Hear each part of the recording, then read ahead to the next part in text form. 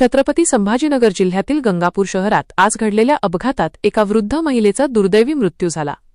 गंगापूरच्या छत्रपती शिवाजी महाराज चौकात कामासाठी जात असताना सत्यभामा राधाकिशन जाधव वय 67 राहणार समतानगर गंगापूर या ट्रकखाली आल्याने गंभीर जखमी झाल्या। घटनेची माहिती मिळताच रुग्णवाहिका चालक सागर शेजवळ, प्रफुल्ल गायकवाड, अजय जाधव यांनी घटनास्थळी धाव घेत मदतकार्य केले।